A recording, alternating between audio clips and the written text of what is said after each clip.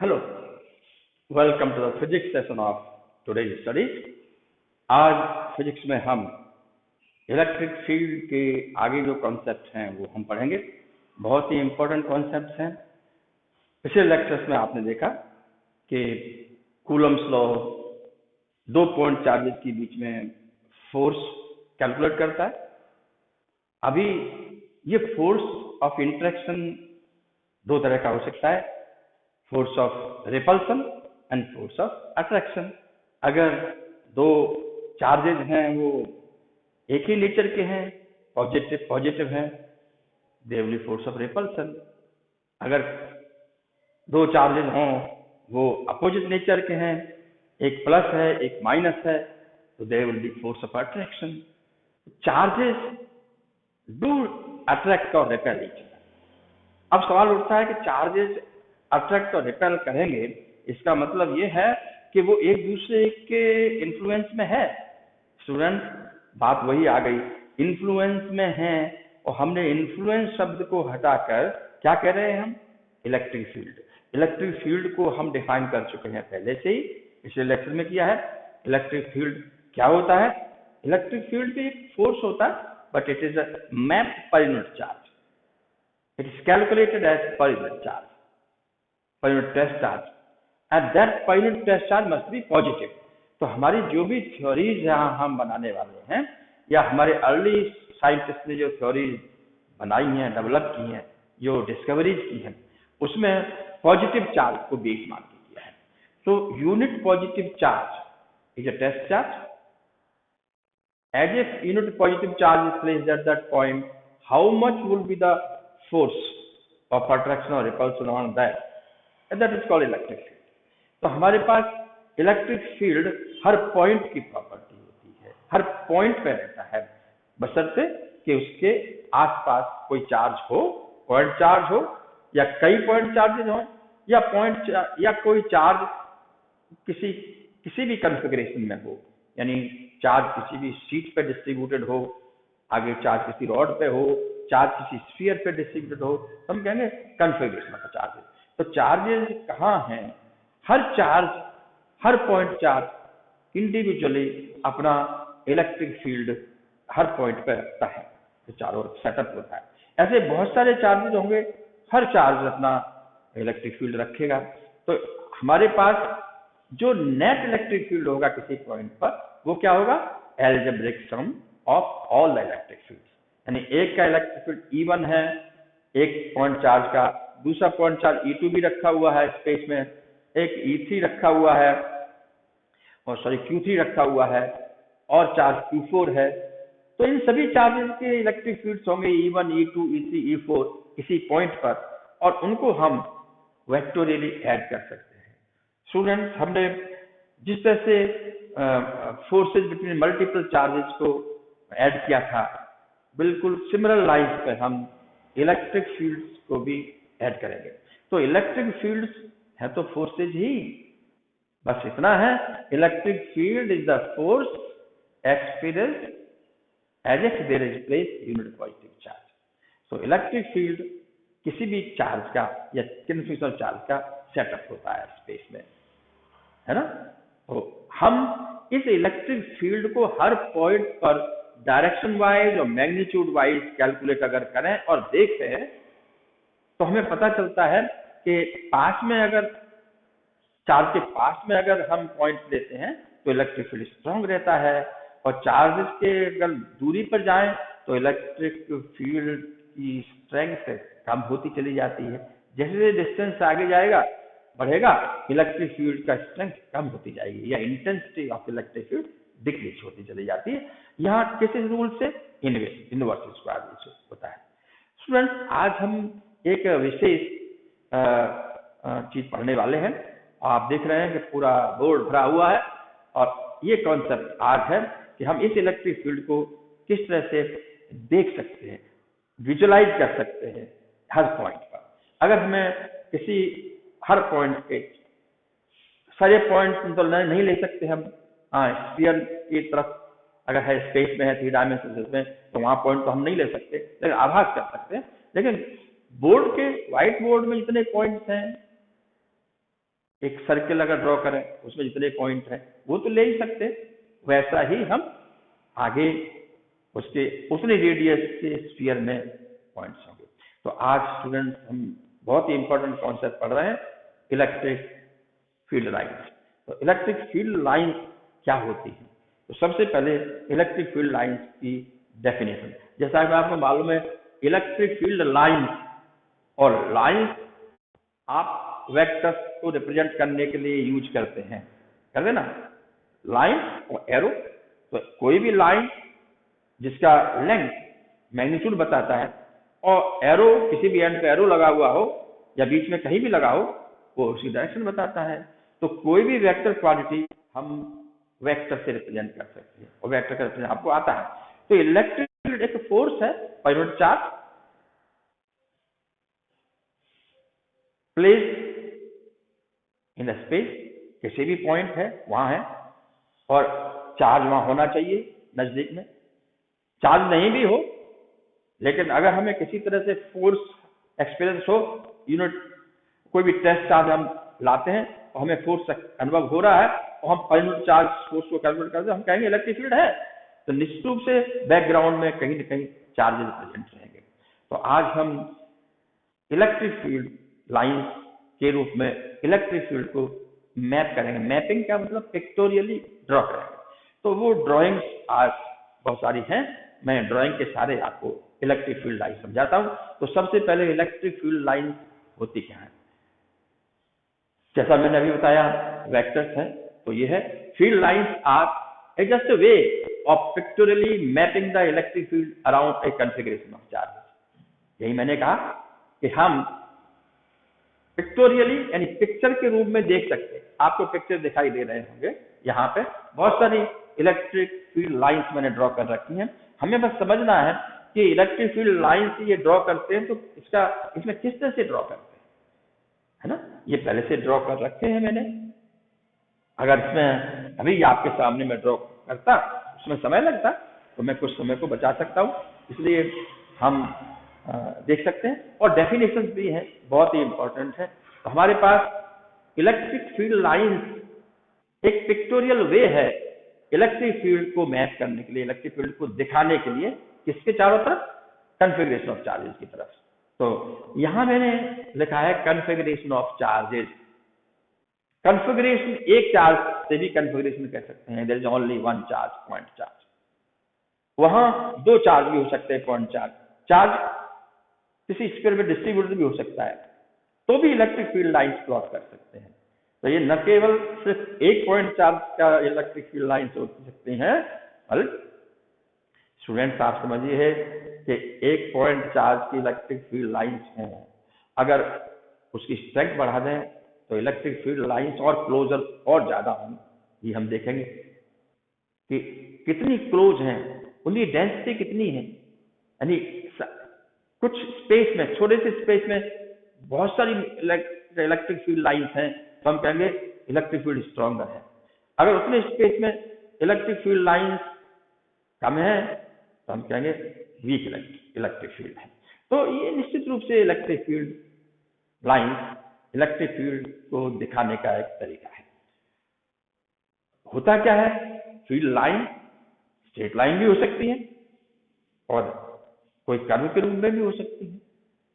अब लाइन और कर्व ये क्या इंडिकेट करता है?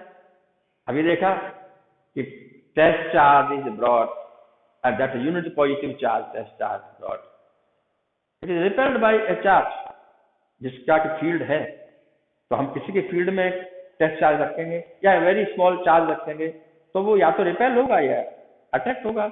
अगर वो रिपेल होता है तो मूव करने के चांसेस हैं, ओके। अट्रैक्ट होगा तो भी इनवर्ड मूव करने के चांसेस हैं, रिपेल होता तो आउटवर्डली मूव करने के चांसेस हैं। तो ये इलेक्ट्रिक फील्ड लाइन ये कर्व ही है। कर्व देखा जाए वो पाथ है जिधर एक unit positive charge is suppose to move, यानी हर जगह पर फील्ड की डायरेक्शन अलग हो सकती है और मैग्नीट्यूड अलग हो सकता है। तो अभी इलेक्ट्रिक फील्ड लाइन ऐसा कुछ कोई सूरज की किरणें हैं जैसा निकल रही हैं, फ्लो हो रही हैं, हम इसको फ्लो नहीं कहेंगे, लेकिन एक वे है, तरीका है। और ये जो वो तरीका माइकल फेराडे ने इन्वेंट किया था। तो फेराडे ने ये कॉन्सेप्ट बताया था कि हम इलेक्ट्रिक फील्ड लाइन को प्लॉट करें, ड्रॉ करें, जिससे हम इलेक्ट्रिक फील्ड को समझ सकते हैं। तो फिर इलेक्ट्रिक फील्ड क्या होगा उस पॉइंट पे, अगर लाइन ड्रॉ की हुई है तो इलेक्ट्रिक फील्ड किसी एक पॉइंट पे निकालना है तो क्या होगा, तो वो होगा field line is a curve drawn in such a way that the tangent to it at each point is in the direction of the net field at that point. यानी देखा जाए इलेक्ट्रिक फील्ड्स बहुत सारे charges हैं तो होंगे एक point पे बहुत सारे, लेकिन ultimately all the electric fields will have one resultant electric field and that is called net electric field. तो net electric field एक ही होगा और एक ही डायरेक्शन होगा। इसलिए आप ये नहीं कह सकते कि वो चार्ज का इलेक्ट्रिक फील्ड ये है, दूसरे चार्ज का हम ड्राइंग के लिए कैलकुलेशन पॉइंट ऑफ व्यू से ड्रॉ करेंगे, लेकिन जैसे ही इस पॉइंट पे सभी हैं तो by principle of superposition all the electric fields will merge into one electric field with magnitude wise and direction wise।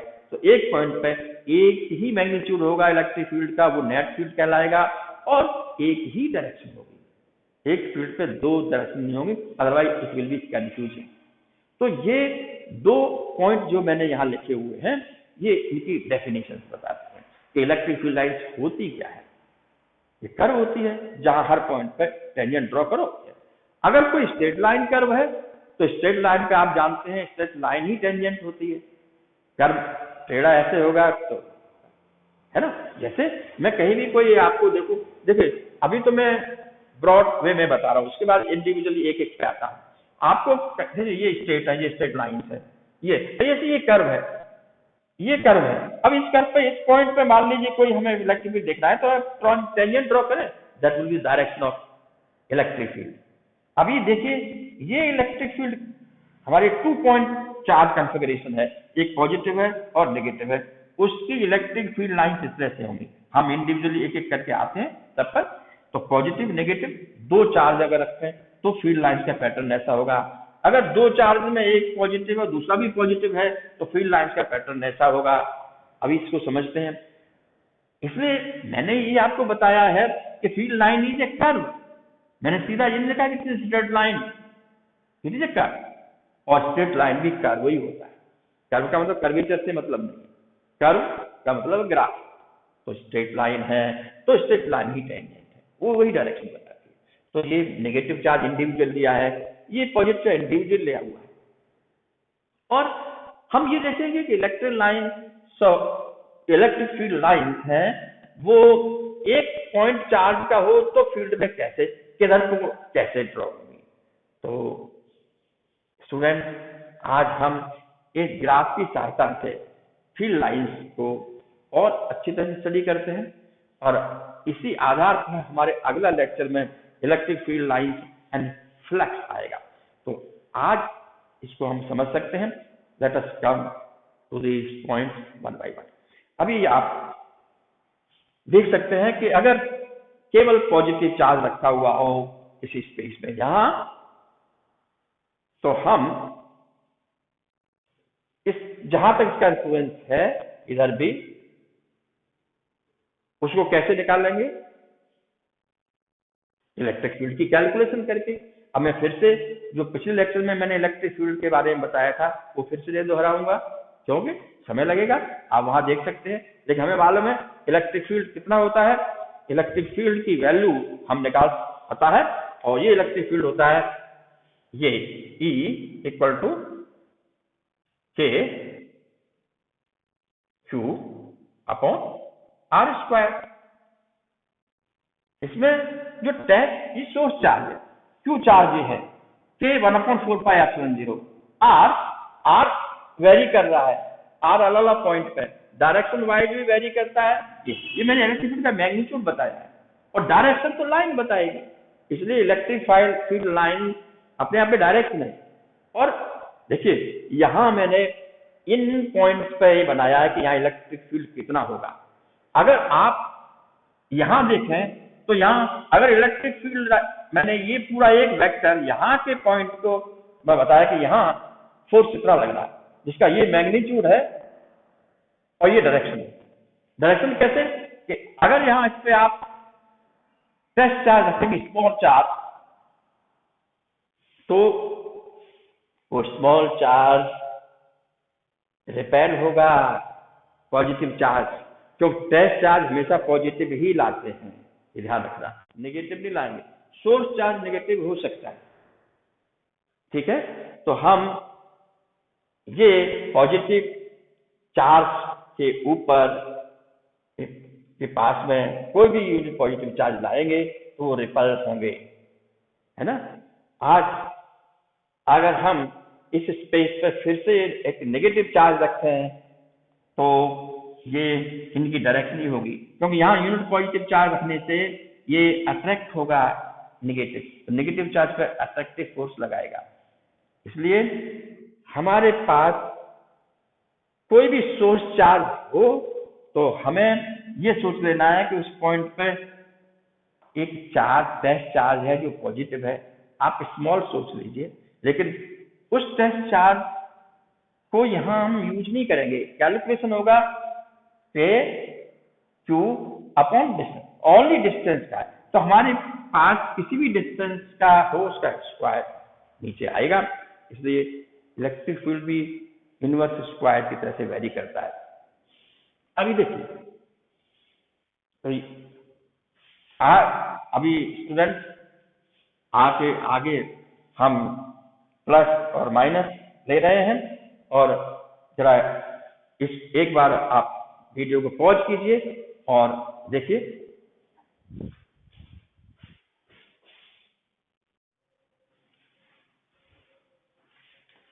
तो स्टूडेंट, आपने इलेक्ट्रिक फील्ड लाइंस के कुछ पैटर्न अभी देखे होंगे, और ये पैटर्न को हम अभी समझ रहे हैं। हम अगर केवल पॉइंट चार्ज हो तो इलेक्ट्रिक फील्ड लाइन कैसी होंगी? स्ट्रेट होंगी। क्यों स्ट्रेट होंगी? क्योंकि टेस्ट चार्ज यूनिट पॉजिटिव, ये दिमाग में रखना है, unit positive charge, test charge unit positive charge. Okay, unit इसलिए कहते हैं, चार्ज आप भले ही स्मॉल लेके आए, तो 1 कूलम चार्ज तो कहना नहीं ला सकते, 1 कूलम चार्ज, लेकिन वेरी वेरी स्मॉल चार्ज तो लाया जा सकता है, और उसमें फोर्स कैलकुलेट किया जा सकता है, और उस फोर्स कैलकुलेट करने के बाद आप Q से डिवाइड कर दीजिए, that is termed as electric field. तो जब मैं इलेक्ट्रिक फील्ड की बात कर रहा हूं तो फोर्स ही है पर यूनिट चार्ज कह सकते हैं। तो यहाँ फोर्स पर यूनिट चार्ज, ये जो पॉइंट मैंने लिए है इतने डिस्टेंस और क्लोज लिए है, इसलिए मैंने किसी भी एक डायरेक्शन में ये यहां से यहां तक इक्वल लेंथ के, ऑलमोस्ट इक्वल लेंथ के वेक्टर्स बनाए। ये एरो ये दिखाता है जहां से स्टार्ट है वहां का इलेक्ट्रिक फील्ड दिखाता है ना।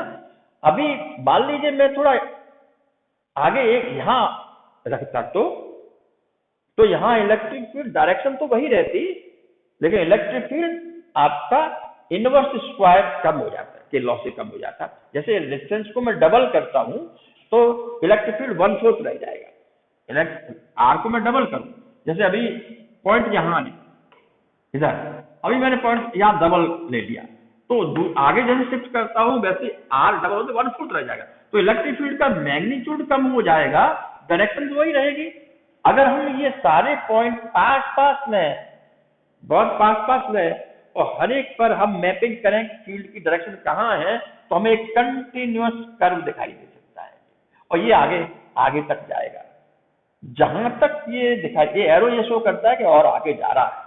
मैंने तो उसका कुछ पार्ट दिखाया है, पैटर्न दिखाया है, लेकिन ये एरो शो करता है कि आगे जाए। लेकिन जिस जगह पर इलेक्ट्रिक फील्ड 0 हो जाएगा तो हम कहेंगे कि इसका इलेक्ट्रिक फील्ड इतने रेडियस के दायरे में ही है चारों तरफ। तो जिस तरह से एक डायरेक्शन में आपको दिख रहा है, वैसे ही यहां रखेंगे तो ये पॉजिटिव चार्ज पॉजिटिव के द्वारा रिपेल होगा, स्मॉल टेस्ट चार्ज रिपेल होगा, और ये पॉजिटिव चार्ज का फील्ड की वजह से वहां पे। तो हमने ये जो 5 पॉइंट्स लिए, मैंने 1 2 3 4 5 6, तो 1 2 3 4 5 6 7 8 है, 1 2 3 4 5 6 7 8। 8 पॉइंट्स की विसिनिटी में मैंने लिए हैं, उन 8 पॉइंट्स पर हैं। तो यहाँ electric field line radially outward show कर रही है, they are drawn radially outward. ये पॉइंट चार्ज सिंगल चार्ज का है अगर ऐसा है, ओके, ये ठीक है। अभी यहाँ सिंगल नेगेटिव चार्ज है मान लीजिए, तो क्या होगा, तो अगर सिंगल नेगेटिव चार्ज है, ये क्यू है, कैपिटल क्यू माना हमने, यहाँ नेगेटिव का वर्जन है, तो इसका इफेक्ट या इन्फ्लुएंस आसपास कहाँ है, तो यहाँ भी मैंने उतने ही रेडियस पे, स्मॉल रेडियस पे पॉइंट लिया है। अभी यहाँ कैलकुलेशन होगा वैसे ही K Q upon R square, okay, तो आप निकाल लेंगे, पास में है, मैग्नीट्यूड आपका ज्यादा होगा इलेक्ट्रिक फील्ड का निश्चित रूप से। अभी इलेक्ट्रिक फील्ड का मैग्नीट्यूड ज्यादा है, इसलिए हमें इस जगह पर वेक्टर, तो हम वेक्टर लाइन तो है यही दिखाएंगे, लेकिन एरो हम इधर रिवर्स में लगाएंगे। ये एरो रिवर्स और डायरेक्शन में, ये क्या शो करता है कि ये यहाँ पर जो फोर्स अनुभव करेगा वो माइनस की और इनवर्ड अनुभव करेगा। इसका मतलब है हर नेगेटिव चार्ज की जो इलेक्ट्रिक फील्ड का जो नेचर होता है वो इलेक्ट्रिक फील्ड लाइन से समझा जा सकता है कि इलेक्ट्रिक फील्ड इस नेचर का है क्योंकि नेगेटिव चार्ज है, कि नेगेटिव चार्ज की ओर होता है। लेकिन आप ये कहेंगे कि इसकी ओर ही इनवर्ड क्यों कहते हैं, क्योंकि डेफिनेशन में इलेक्ट्रिक फील्ड की में पॉजिटिव चार्ज को ही बेस बना के लिया है। तो unit positive charge is the base for testing the force expressed by any charge, है ना। यूनिट पॉजिटिव का ध्यान रखें, तो वहां पॉजिटिव से ही सारी मैपिंग हो रही है। नेगेटिव का पॉजिटिव नेगेटिव की ओर अट्रैक्ट होगा। फोर्स एक कूलम चार्ज ला नहीं रहे हैं, हम तो स्मॉल चार्ज ला रहे हैं, तो वो नहीं भी आता है लेकिन अट्रैक्ट टेंडेंसी तो होगी इधर को फोर्स लगने की, वही चीज हम दिखा रहे हैं। अभी जैसे जैसे और आगे जाएंगे तो फील्ड फिर वीक होगा। तो हम एक पॉइंट क्लोजनेस में लें तो हमारी ये कंटिन्यूस कर्व होगा, ऐसा कोई पॉइंट नहीं होगा बीच में कि जो गैप हो वहां फोर्स नहीं लगे, इसलिए ये कंटिन्यूस कर्व होते हैं। अच्छा, एक दो, इसकी बहुत सारी प्रॉपर्टीज है, वो आप याद रख सकते हैं, बुक्स में भी कुछ प्रॉपर्टीज मैंने यहाँ लिस्ट की हुई है, वो मैं आप लास्ट में बता दूंगा, पहले मैं डिस्कस कर लेता हूं। तो हमारा सिंगल पॉइंट चार्ज का पैटर्न ये है, पॉजिटिव है, आउटवर्डली ड्रॉ करिए स्ट्रेट लाइन जैसे, रेडियली है, रेडियली का मतलब है कि अगर सर्किल बनाया जाए तो ये रेडियस माना जाएगा, ओके, ठीक है। ऐसे ही सर्किल बनाया जाए तो रेडियाई होंगे, इसलिए radial inward electric field line का पैटर्न मिलता है, नेगेटिव चार्ज है तो बिल्कुल। अभी पॉजिटिव नेगेटिव है, अगर पॉजिटिव और नेगेटिव को हम दो को पास पास रख दें तब क्या होगा, तब हर जगह दोनों का इफेक्ट पहुंचेगा, यानी पॉजिटिव चार्ज की वजह से भी इलेक्ट्रिक फील्ड होगा किसी भी एक पॉइंट पर, और नेगेटिव चार्ज की वजह से पॉइंट होगा, ठीक है, दोनों इलेक्ट्रिक फील्ड होंगे। अब नेगेटिव चार्ज का electric field opposite in nature है, ठीक है, इसलिए एक जहां रिपेल कर रहा है यूनिट पॉजिटिव चार्ज को, एक यूनिट पॉजिटिव अट्रैक्ट करेगा, तो वही दोनों साथ साथ हैं, तो उसका नेट फील्ड प्लॉट किया जाएगा उसके विसिनिटी में चारों ओर। तो फील्ड पैटर्न ऐसा होता है, अगर आप ध्यान से देखें तो ये जो लाइन है स्ट्रेट है, क्योंकि यहाँ पॉइंट पर हम प्रैक्टिकली ये सोचते हैं या थ्योरेटिकली ये सोचते हैं कि ये इसका इन्फ्लुएंस कम हो जाएगा, यहाँ तो स्ट्रेट ही रहेगा। देखिए जैसे जैसे आउटवर्डली ड्रॉन बाहर की ओर लगी हुई है, ये इधर को क्यों झुक रही है, ये इधर को क्यों जा रही है, क्योंकि नेगेटिव का भी इन्फ्लुएंस है जो टेस्ट चार्ज को, पॉजिटिव टेस्ट चार्ज को अपनी ओर अट्रैक्ट करेंगे, ये रिपेल करेगा वो अट्रैक्ट करेगा, जिसकी वजह से ये यहाँ आपको साफ दिखाई दे रहा है, जहां बीच में दोनों का मिला जुला असर है, स्ट्रॉन्ग असर है, वहां देखिए ये लाइन यहाँ से स्टार्ट होती है और यहाँ एंड होती है नेगेटिव पर, यहाँ से स्टार्ट होगी नेगेटिव पे एंड हो रही है, और कोई भी चार्ज यहाँ से रिपेल हो रहा है उधर अट्रैक्ट हो रहा है, इसलिए फील्ड कर्व से हो जाता है। अभी इसमें आप इस पॉइंट पर इलेक्ट्रिक फील्ड कैलकुलेट करना चाहते हैं तो आप टेंजेंट ड्रॉ करिए, वो आपकी डायरेक्शन बता देगा। मैग्नीट्यूड आप इस फॉर्मूले से करेंगे, इसलिए देखे जाए तो electric field lines is a way of pictorially mapping the electric field. ये केवल पिक्चर में हमें इलेक्ट्रिक फील्ड को विजुअलाइज कर सकते हैं कि इसकी डायरेक्शन कुछ इस तरह से होगी फील्ड की, इसलिए इलेक्ट्रिक फील्ड लाइन का इंपॉर्टेंस। अभी अगर ये दोनों पॉजिटिव होते तो क्या होगा, यहाँ देखिए ये आउटवर्डली ड्रॉन है, लेकिन यहाँ इलेक्ट्रिक फील्ड लाइंस काफी नहीं है, यहाँ रिपल्सन है, ये भी यहाँ रिपल्सन होगा, इसका मतलब है ये क्राउडेड होंगी, यहाँ रिपेल्ड होंगी, तो ये पॉजिटिव चार्ज मालिश होगा। तो ये पॉजिटिव चार्ज यहाँ टेस्ट चार्ज रखा जाएगा, ये पॉजिटिव सोर्स चार्ज है, टेस्ट चार्ज रखा जाए यहाँ पे तो इस लाइन पे जाएगा, तो इसको रिपल्सन इसकी वजह से भी मिल रहा है और इसकी वजह से भी मिल रहा है। तो स्टार्ट तो पॉजिटिव से होगी इलेक्ट्रिक लाइन ऑफ फोर्स, लेकिन एंड इसका इन्फिनिटी पे होगा, ध्यान रखना। इसलिए अगर दो चार्जेस ऐसे हैं, चार्ज हैं यहाँ, तो कहीं स्टार्ट एक करते हैं, यहाँ नेगेटिव हो रहा है, सारी नेगेटिव पे हो रही है, लेकिन यहाँ एंड कहाँ हो रहा है, यहाँ एंड इन्फिनिटी पे हो रहा है, तो आपको ऐसा भी दिखेगा। इसलिए इधर चार ड्राइंग मैंने जो बनाया है, इस चारों ड्राइंग के आधार पर हमें समराइज करें तो हमारे पास ये प्रॉपर्टीज कुछ आती हैं, और इन प्रॉपर्टी कह सकते हैं, number 1, field lines start from positive charges and end at negative charges. Okay, positive charge से है और नेगेटिव चार्ज पे एंड हो रही है, ठीक है। और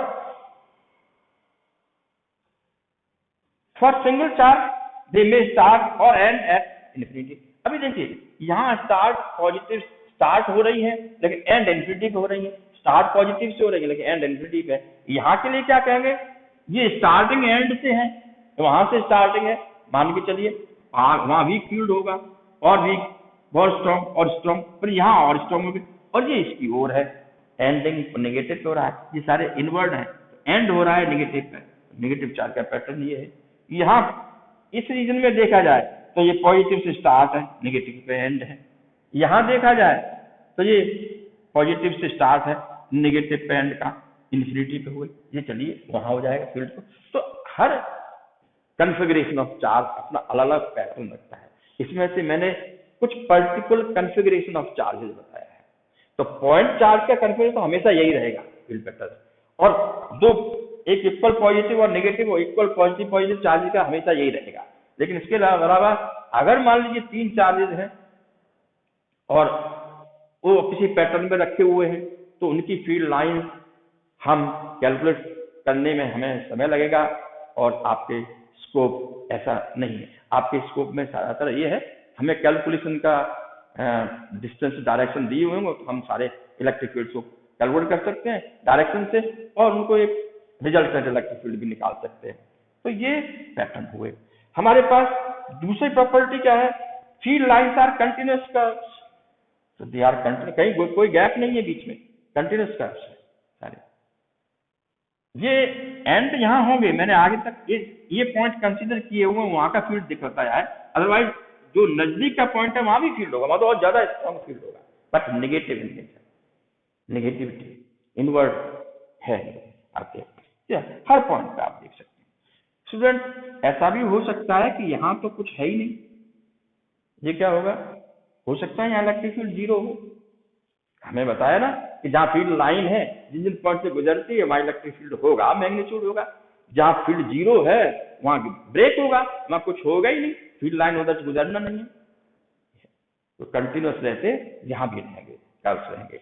और अब देखिए फील्ड लाइंस आर कंटिन्यूअस कब हो गया, 2 lines can never cross each other, 2 लाइनें आपस में ऐसा लगता है क्रॉस नहीं हो सकती।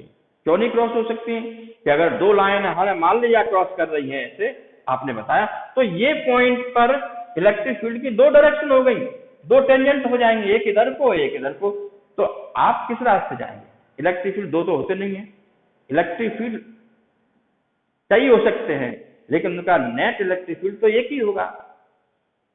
तो मैं यहाँ नेट इलेक्ट्रिक फील्ड की बात कर रहा हूँ, और जो भी फील्ड लाइंस प्लॉट होती है वो नेट इलेक्ट्रिक फील्ड को ही बताती हैं, वो भी उस पॉइंट पर टेंजेंट ड्रॉ कर दिया जाए। तो electric field is a very very important concept, और जो कि मैंने पिछले लेक्चर में बताया है, आप उस लेक्चर को आसानी से देख सकते हैं। आज के लेक्चर में हमने आपको ये पैटर्न बताए हैं, और मैंने अभी कहा भी आपसे कि इस पैटर्न को नोट कर लीजिए, आप बार बार पॉज करके या दोबारा देखकर इनको बार बार नोट कर सकते हैं। अब मैं लास्ट में बहुत ही इंपॉर्टेंट बता रहा हूं, जिसको मैं आगे अगले लेक्चर का मैं इसको कंटिन्यू करूंगा।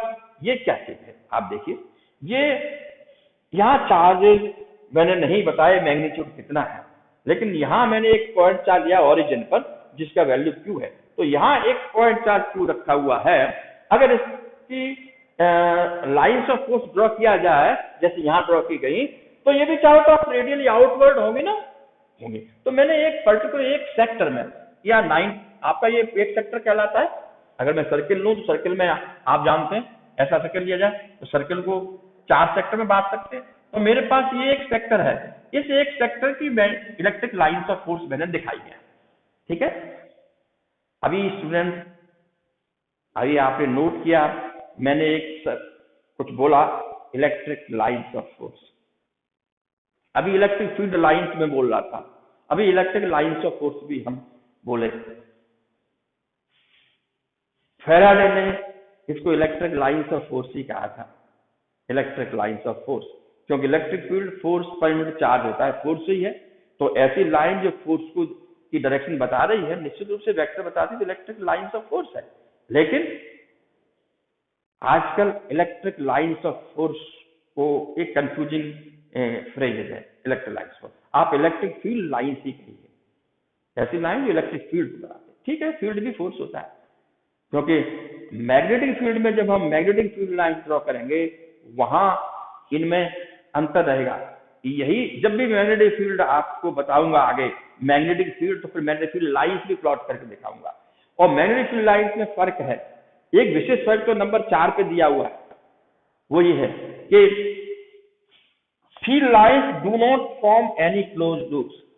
यहाँ कोई क्लोज लूप नहीं है, यहां से स्टार्ट हुआ यहां एंड हुआ तो लौट के ऐसे क्लोज नहीं है, साइक्लिक ऑर्डर में ऐसे नहीं रहेगा। लेकिन magnetic field line they form close loop, they may form close loop, वहां क्लोज लूप होता है। कैसे, ये ध्यान देखना पड़ेगा, फर्क है, ये कॉन्सेप्ट में फर्क है। इसलिए बड़े ध्यान से आप इलेक्ट्रिक फील्ड लाइन्स को समझते चलिए, और जो जो पॉइंट्स मैंने यहाँ हाईलाइट किए हुए हैं उनको भी ध्यान दीजिए। तो ये 4 बहुत ही इंपॉर्टेंट पॉइंट्स हैं, जिनको आप नोट कर सकते हैं, बार बार वीडियो को रिप्ले करके या पॉज करके देख सकते हैं। पैटर्न्स को भी आप देख सकते हैं, इस तरह के हैं।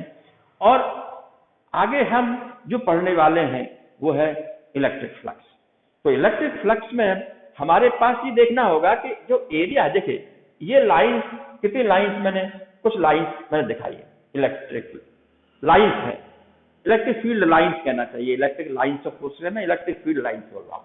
तो ये फील्ड लाइन्स है, अभी मैं इलेक्ट्रिक शब्द को भी हटा रहा हूँ, मालूम है कि इलेक्ट्रिक फील्ड लाइन्स का टॉपिक है, फील्ड लाइन्स कह रहा हूँ। तो ये फील्ड लाइन्स है radially drawn outward, okay, for point charge, बाहर की है। कोई भी यहाँ चार्ज रखा होगा या यहाँ चार्ज रखा होगा, टेस्ट चार्ज इसके अलावा, तो इस चार्ज की वजह से वो इधर डायरेक्शन में रिपेल होगा, यहाँ रखा होगा तो इधर प्लस होगा। अभी देखिए ये किसी पर्टिकुलर एरिया में इनको काउंट किया जा सकता है, 1 2 3 4 5 6 7 8, यानी मैंने आपको जो एरिया ड्रॉ किया है बड़ा सा एरिया, उनमें से सारी लाइन क्रॉस कर रही है ना, सारी क्रॉस कर रही, यानी these field line are cutting this area at a certain distance here. अभी ये सर्टेन डिस्टेंस जो मैंने यहां से यहां तक लिया है, इसको मैं निश्चित रूप से P मान लेता हूं, ओके, ये P पॉइंट है और ये मान लीजिए Q पॉइंट है, Q। तो OP पॉइंट, OP वेक्टर मैं R1 मान सकता हूं, चलिए कोई मान लेता हूं, और OQ वेक्टर को मैं R2 मान सकता हूं, ओके।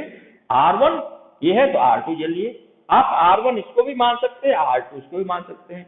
ओरिजिन मैंने इसे ले लिया है कि पहला पॉइंट इसको ले, दूसरा मैं बड़े एरिया से शुरू कर रहा हूं, तो बड़ा एरिया कितने डिस्टेंस पे है, R1 डिस्टेंस पे है। तो यहाँ कितनी लाइन्स ऑफ फोर्स या magnetic field line, electric field line पास हो रही है, 1 2 3 4 5 6 7 8 9 10 पास हो रही है, ओके। और ये भी एरिया है, इसमें भी 10 हो रही है, लेकिन एरिया यहाँ कम है। अगर ये एरिया कम है और वही लाइन्स हैं, इसका मतलब ये लाइन्स या क्राउडेड है, यानी यहाँ स्पेसिंग कम हो गई, यहाँ एरिया में स्पेसिंग ज्यादा हो गई, यहाँ स्पेसिंग ज्यादा होती है, इसका मतलब यहाँ वीक फील्ड होगा, यहाँ स्पेस बहुत इससे कंपेरिजन में ज्यादा है, ज्यादा क्राउडेड है, तो यहाँ इंटेंसिटी ऑफ इलेक्ट्रिक फील्ड ज्यादा होगी। तो क्या एरिया से रिलेशन है इलेक्ट्रिक फील्ड लाइन्स की संख्या और एरिया में कोई रिलेशन है? बिल्कुल है, और ये हम अगले लेक्चर्स में पढ़ेंगे, बहुत ही इंपॉर्टेंट है इलेक्ट्रिक फ्लक्स। तो उसके लिए इलेक्ट्रिक फील्ड लाइन्स को समझना बहुत जरूरी था। स्टूडेंट्स को आज को आप जरूर समझिए। हम ये देखेंगे कि आगे इस डायग्राम के आगे हम देखेंगे कि क्या होता है। तो कोई भी इलेक्ट्रिक फील्ड किसी भी पॉइंट पर नेट फील्ड की बात कर रहे हैं, वो स्ट्रॉन्ग और वीक कैसे कह सकते हैं? आधार है नंबर डेंसिटी। नंबर डेंसिटी का मतलब है कि कितनी संख्या है इलेक्ट्रिक फील्ड लाइंस की उस एरिया को क्रॉस करने में। ओके, क्रॉस कर रही हूं। ओके, और भी देख लीजिए, मैंने आपको एक और एरिया लिया, जी तो एरिया मैंने एक शीट के रूप में गोल लिया है, राउंड। ये भी गोल है लेकिन बड़ा एरिया है, ये छोटा है, दूर है। अभी ये क्या है? सॉलिड एंगल है। ये एक ही सॉलिड एंगल है, यानी सॉलिड एंगल सेम है इनके बीच में। अभी आप स्टूडेंट सॉलिड एंगल जानते हैं? सॉलिड एंगल कोन देखा है, तो कोन का जो चारों तरफ से सरफेस है वो कर्व्ड सरफेस है। तो कर्व्ड सरफेस से एक पॉइंट पे जो एंगल बनाती है वो 3 डायमेंशनल स्पेस में एंगल बन रहा है, that is called solid angle. और ये 11th में आपने पढ़ा होगा, ये बेसिक क्वांटिटी मानी गई है। और प्लेन एंगल क्या होता है? लाइन के बीच में वो एंगल होता है। तो यहाँ सॉलिड एंगल सेम है, तो सेम लाइन्स ऑफ फोर्स यानी सेम फील्ड लाइन यहाँ से भी पास होंगी, सेम फील्ड लाइन यहाँ से पास होंगी, लेकिन एरिया यहाँ अलग हो गया, यहाँ एरिया कम हो गया, तो एरिया का फर्क होगा। दूसरा, डिस्टेंस भी बदल गया।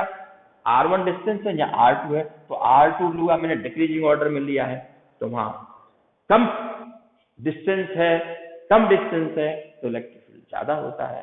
तो स्टूडेंट, आज मैं यही लेक्चर को विराम दूंगा, और ये समझने के लिए, बताने के लिए कि इलेक्ट्रिक फील्ड लाइन की जो प्रॉपर्टीज हैं आप अच्छी तरह से पढ़ लीजिए, समझ लीजिए, उनकी डेफिनेशन क्या होती है ये समझ लीजिए। फॉर्मूला तो कल मैंने बताया ही था। डायरेक्शन इलेक्ट्रिक फील्ड की डिफरेंट होती है अलग अलग पॉइंट पर, जो हम कैलकुलेशन से भी निकाल सकते हैं, सुपरपोजिशन प्रिंसिपल से निकाल सकते हैं, और डायरेक्शन और मैग्नीट्यूड दोनों निकाल सकते हैं। ये कन्फिगरेशन और भी हैं, वो कन्फिगरेशन आगे पढ़ते रहेंगे, और हम आगे इस डायग्राम से आगे बढ़ेंगे। एरिया और फील्ड लाइंस का क्या रिलेशन है, ये कैसे देखेंगे, स्ट्रॉन्ग फील्ड है, इलेक्ट्रिक फील्ड है या वीक इलेक्ट्रिक फील्ड है। तो आज नहीं, this is Nagendra Sharma finishing this lecture number 8 perhaps or 9 maybe. Okay, keep learning all these things, concepts clear होनी चाहिए।